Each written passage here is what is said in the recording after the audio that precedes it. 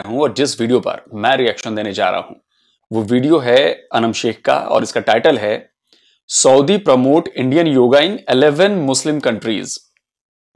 यानी Saudi Arabia जो है वो 11 मुस्लिम देशों में भारत के योगा को प्रमोट कर रहा है।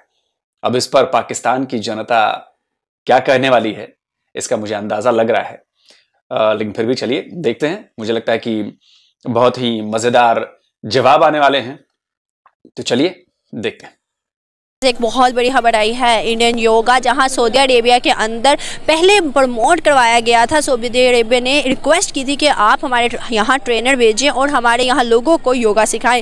अब वही योगा सीखने के बाद वहाँ के जो लोग हैं सऊदी अरेबिया का, वो इंडियन योगा को 11 गल्फ कंट्रीज़ के अंदर प्रमोट कर रहे हैं। क्या रीजंस है? पहले सीखा इंडियन, अब इंडियन को आगे प्रमोट किया जा रहा है। तो चलते पाकिस्तानी आवाम की तरफ और इस चीज़ का जवाब लेने के बाद मिलते हैं वीडियो के एंड पे। आपका नाम? मोहम्मद इस्लाम। मोहम्मद इस्लाम।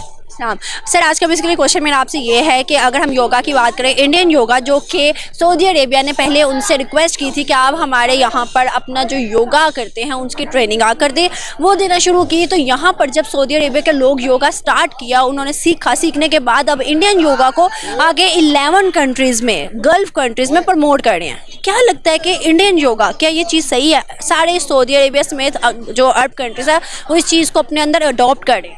हर बंदे के अपने अपने व्यूज़ हैं इसके बारे में। तो इस्लामिक कंट्री है सऊदी अरेबिया अल्हम्दुलिल्लाह, तो अगर वो इस चीज़ को प्रमोट कर रहे हैं तो मेरा ख्याल है कि वो ठीक करें।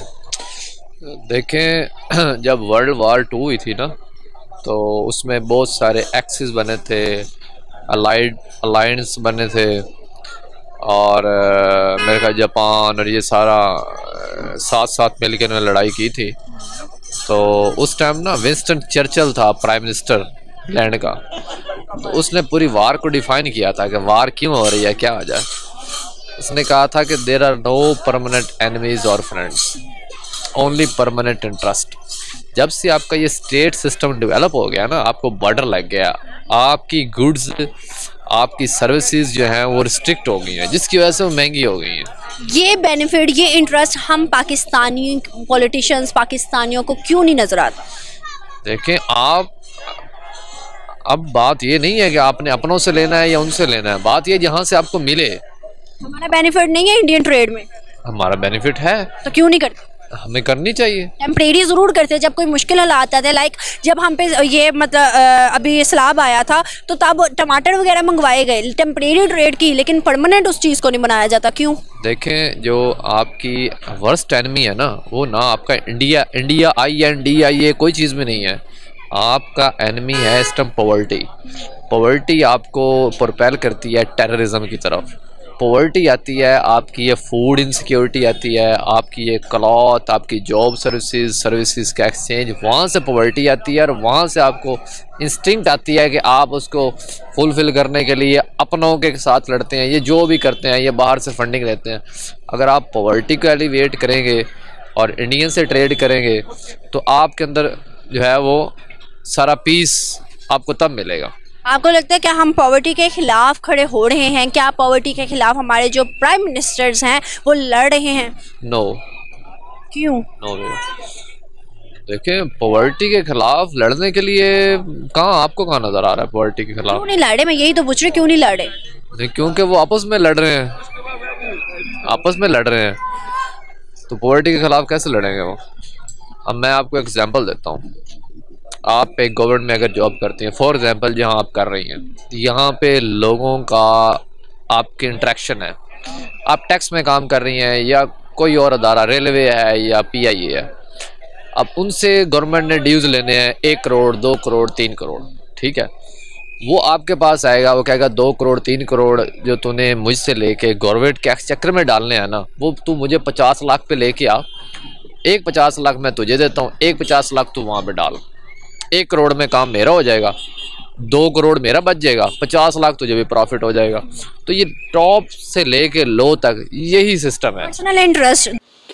देखिए, बात सही है। इन भाई साहब ने जो बात कही है ये बिल्कुल बात सही है कि भाई आपको वक्त के साथ कदम से कदम मिलाकर चलना पड़ेगा। वो बात अब गई जो पिछली बातें आप पिछली टैक्टिक्स यूज कर रहे हो, जो पिछली चीजें यूज कर रहे हो, जो तरीके पॉलिसीज यूज कर रहे हो, ये सब सब कूड़े के डब्बे में डालने लायक हो गई हैं, क्योंकि दुनिया उस पर नहीं चल रही है। दुनिया आपसे बहुत ज्यादा आगे निकल गई है। आप उन्हीं पॉलिसीज पे, आप उन्हीं चीजों पर अटके हुए हो। आप जब तक उनमें बदलाव लेकर नहीं आओगे, आप जब तक उन्हें ठीक नहीं करोगे, तब तक कुछ भी आपका भला नहीं होने वाला है। रिफॉर्म्स वक्त के साथ बहुत ज्यादा जरूरी हैं, और मुझे याद है कि हमने लगातार रिफॉर्म्स किए हैं। कई चीजें हमने अपनी गलतियों से सीखा, उसके बाद हमने उनमें रिफॉर्म्स किए, जिसका नतीजा यह है कि पिछले 30 साल में 32 साल में हमने बहुत सारी अचीवमेंट्स पूरी कर ली हैं। अब मैं आपको एक छोटा सा एग्जांपल देता हूं। मैं हर बार यही एग्जांपल देता हूं, लेकिन क्या करूं, ये एग्जांपल इतना ज्यादा बड़ा है कि इसको देना बहुत जरूरी है। 1990-91 में हमारी इकोनॉमी की हालत इतनी ज्यादा खराब थी कि हमें कुछ सोना बेचना पड़ा, कुछ सोना हमें गिरवी रखना पड़ा। तब जाकर हमने समझा कि बॉस, हमने कहां गलती की है। और उसके बाद इकोनॉमिक रिफॉर्म्स हुए। उन रिफॉर्म्स के बाद हमने अपना मार्केट ओपन किया, हमने सही दिशा में काम करना शुरू किया, और आज 32 साल बाद या 31 साल बाद, आप कह लें, 90 से जोड़ूं तो 32 साल, 91 से जोड़ूं तो 31 साल, आज हम दुनिया की 5वीं सबसे बड़ी इकोनॉमी है। और ये इसीलिए हुए क्योंकि हमने वो रिफॉर्म्स किए, हमने उन रिफॉर्म्स को आगे बढ़ाया, उनमें नई नई चीजें जोड़ी, तब जाकर हुआ है। और ये सब क्यों हुआ? क्योंकि हमने अपनी नॉलेज गेन की, हमने अपनी जानकारियां बढ़ाई कि दुनिया में क्या चल रहा है और हम कहां पे स्टैंड कर रहे हैं, दुनिया कौन से सिस्टम पे काम कर रही है, हम किस सिस्टम को अपनाए हुए हैं।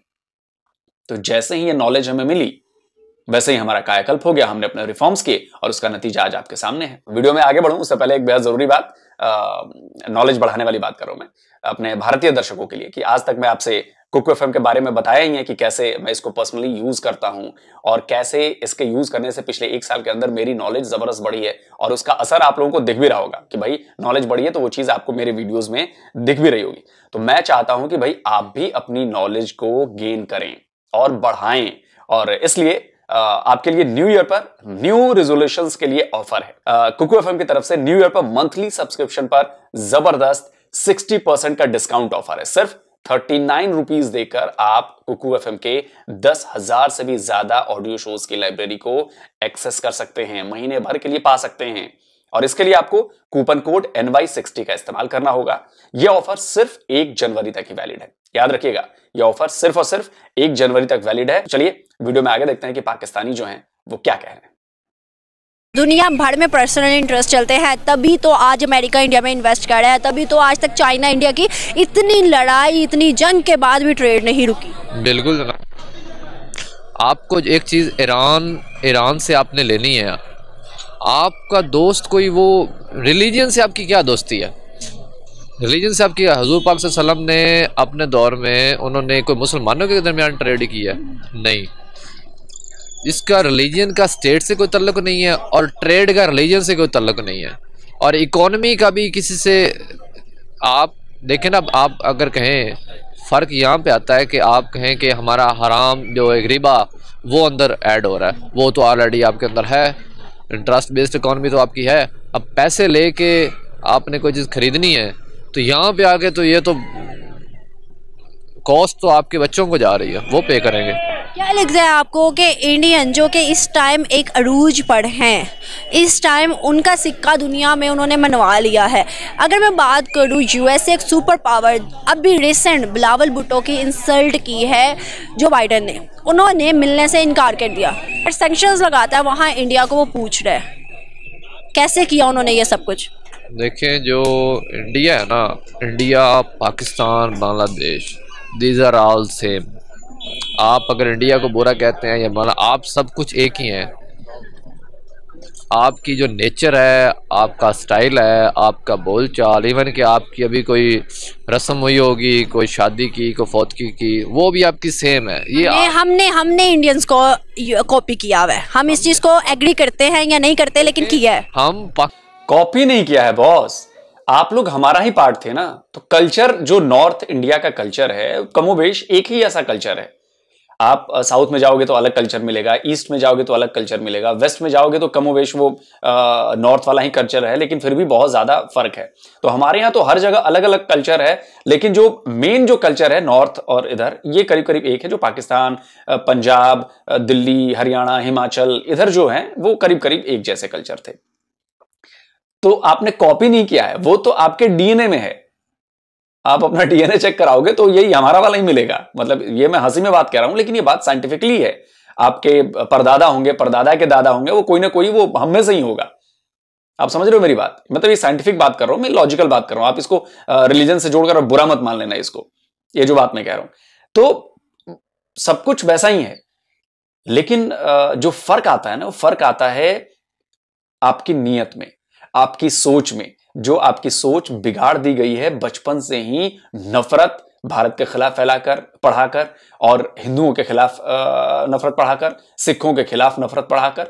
आप इस बात को समझिए, वो जो नफरत भरी गई है, ये भाई साहब बात बिल्कुल सही कह रहे हैं, वो जो नफरत भरी गई है वो कहां से निकलेगी नफरत? पाकिस्तानी हम एक्चुअली में इंडियंस हैं, हम सब कॉन्टिनेंट्स हैं। ये इंडियन सब कॉन्टिनेंट होता था, ये वहाँ से एक घर जो है वो एक्सचेंज होगी, रेलोकेशन होगी। हम बिल्कुल अभी तक वही चीज़ हैं, यहाँ पे इस्लाम जैसे है। चलिए इसलिए मैं कहता हूं कि आप लोग ये बात, ये बिल्कुल इन भाई साहब ने बिल्कुल सही बात कही है, फैक्चुअल बात कही है कि बांग्लादेश हो या पाकिस्तान हो, ये इंडियन सब कॉन्टिनेंट का हिस्सा थे, ये इंडिया थे। बंटवारा हो गया, आप लोग अलग हो गए, कोई बात नहीं, लेकिन वो तो हमारे हिस्से ना। हम वो लोग हैं जो आइडेंटिटी क्राइसिस का शिकार हैं, शनाख्त का बहरान। हम एक ऐसी कौम है जो अपनी शनाख्त खरीदने के लिए जब जाते हैं तो हमारी जेब में टका नहीं होता, हम जानते ही नहीं हम हैं कौन। कभी हम अरब के साथ जुड़ते हैं, कभी हम फलाना, वो हमें मुंह नहीं लगाते ना, उन्होंने पहले कभी लगाया है।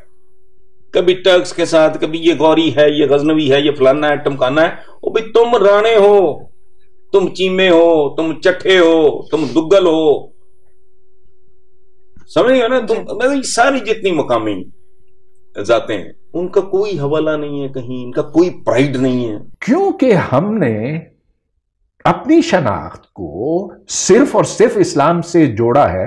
तो हम इस मिट्टी के लोगों को नहीं पहचानते। हमारी नजर हमेशा बाहर की तरफ होती है, कभी अरब की तरफ, कभी तुर्की की तरफ। अपने लोगों को हम नहीं मानते। लेकिन आप लोग के पास आइडेंटिटी क्राइसिस है। कुछ अपने आप को अरब मानते हैं, कुछ तुर्क मानते हैं, कुछ मंगोल मानते हैं, पता नहीं क्या क्या मानते हैं।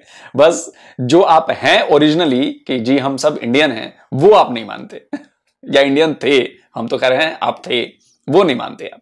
खैर, थैंक यू कि भाई साहब ने ये बात बोली और फैक्चुअली बोली।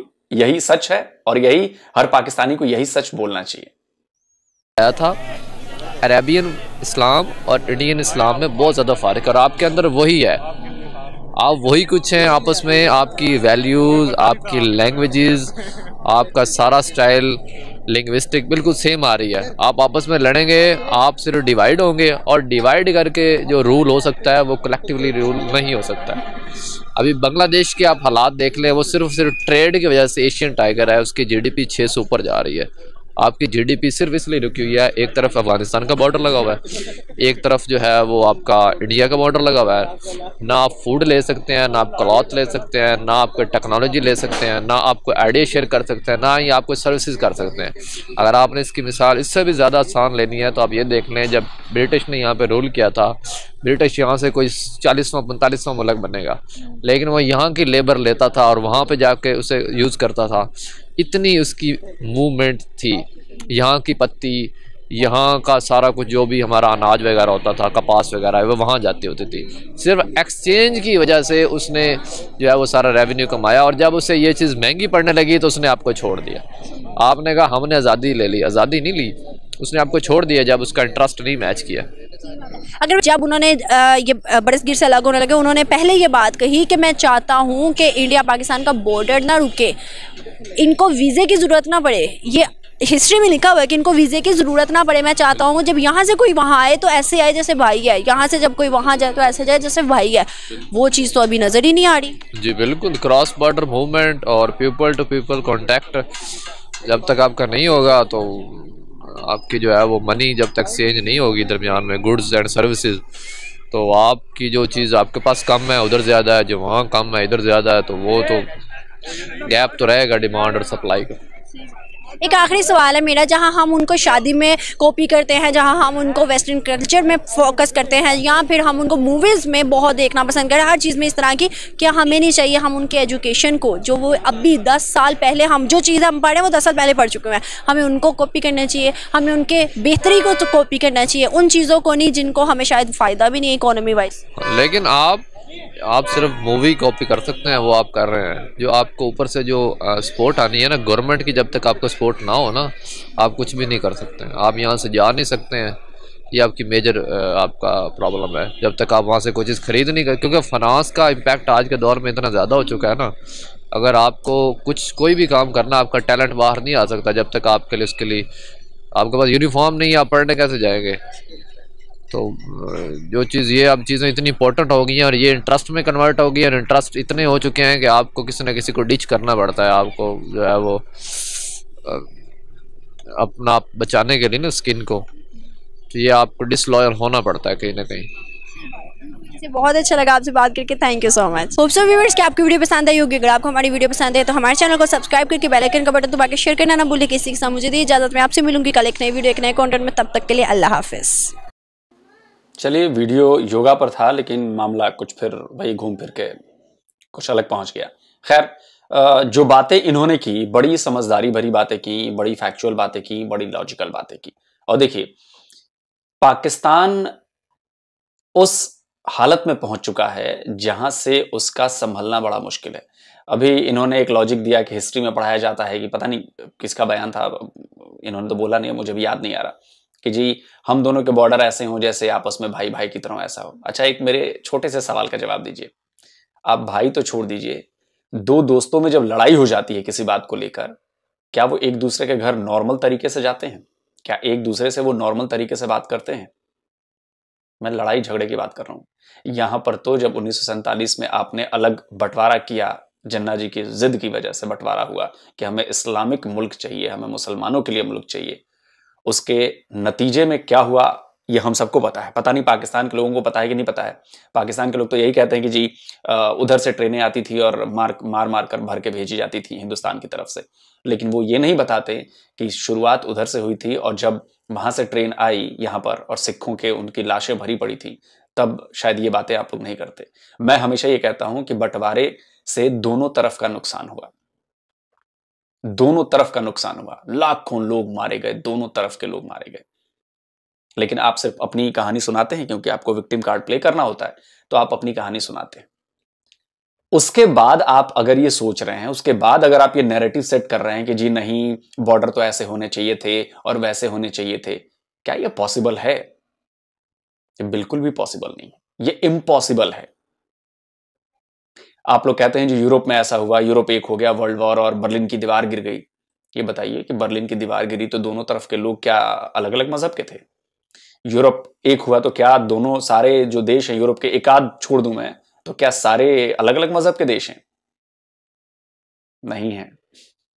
तो सबसे बड़ी जो प्रॉब्लम है ना, क्योंकि आपने मजहब के नाम पर अपना देश बनाया, मजहब के नाम पर आपने बंटवारा किया, और यह सबसे बड़ा फैक्टर है हम लोगों के संबंध अच्छे ना होने का।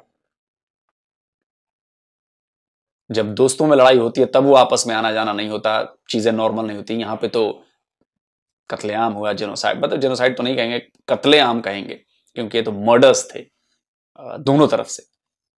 उसके बाद आप चाहते हैं कि संबंध नॉर्मल हो जाए, नहीं हो सकते। हमने कई बार कोशिश की कि संबंध नॉर्मल हो जाए, कई बार कोशिश की, लेकिन हर बार आपके यहां से कुछ ना कुछ, करगिल हो जाता है, पठानकोट हो जाता है, मुंबई अटैक हो जाता है, उरी हो जाता है, पुलवामा हो जाता है। लेकिन आप लोग तो इसको मानोगे नहीं, नहीं सब इंडिया की साजिश है, सब इंडिया ने खुद ही कराया है। खैर, इसीलिए मैं कहता हूं कि भैया नॉलेज बहुत जरूरी है और पढ़ना लिखना बहुत जरूरी है, क्योंकि इससे आपको पता रहता है कि सच क्या है और झूठ क्या है, फेक क्या है और असली चीज क्या है। इसके बीच का फर्क जो है वो नॉलेज होने की वजह से ही पता रहता है। तो दोस्तों वीडियो खत्म करने का वक्त आ गया, लेकिन उससे पहले मैं आपको बता दूं, याद दिला दूं कि आप अपनी नॉलेज बढ़ाने के लिए